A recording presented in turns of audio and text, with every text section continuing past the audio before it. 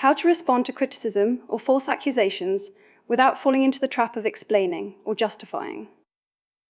The art of unshakable silence, responding without justifying. Understanding the psychological trap.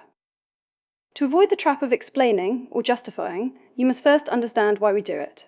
When someone criticizes or falsely accuses you, your brain perceives a threat to your social status and emotional stability. Your instinct is to provide a mountain of reasons, explanations, to prove that you are right or that your actions were valid.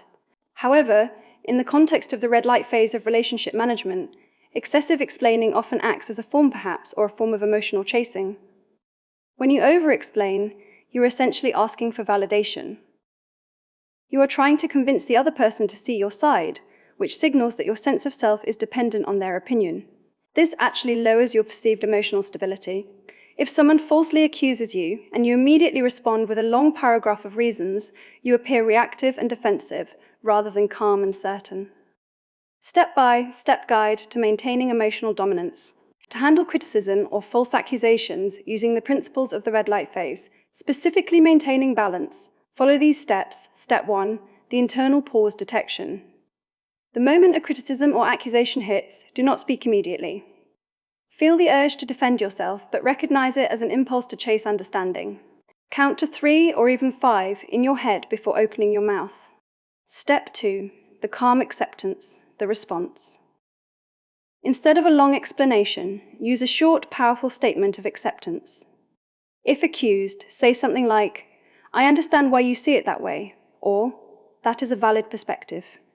This shows you have heard them without letting the accusation shake your core identity. Step 3, the action-based proof, the follow-through. Instead of using words to prove your point, let your consistent behavior do the talking. If they say, "You don't care about me," do not reply with a list of everything you have done for them. Instead, simply stay calm and continue being caring. Eventually, the contrast between the accusation and your steady way of being will force them to realize their error. Step 4, use silence as a tool, the blackout principle. If the criticism is part of a larger conflict or a hard red light phase, use silence instead of words. Silence communicates self-respect and independence. It forces the other person to sit with their own words rather than watching you scramble to fix them. The fatal error, the biggest mistake. The biggest mistake, trying to convince someone of your truth through verbal repetition. If you find yourself saying, "But I only did that because," or "You don't understand, what I meant was," more than once, you have fallen into the trap. This signals that you lack emotional stability and that you are prioritizing their correctness over your own self-assuredness.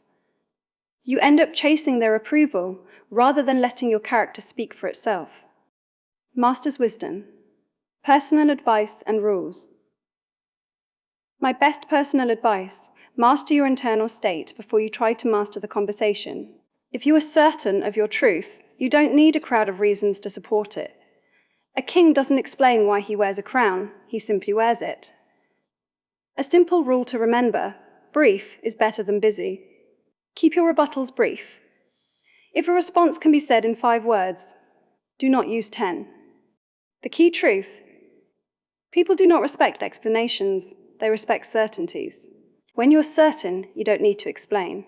When you explain too much, you signal that you aren't sure. The golden rule of conflict: never defend a truth that is already visible. If your actions clearly show your intent, your words should only serve to acknowledge their perspective, not to fight for your own. The simple formula for non-defensiveness: observation plus calm acceptance equals emotional dominance. For example, if accused of being distant, don't list all the times you've been close. Just say, "I hear that you feel I've been distant lately," and then stay calm.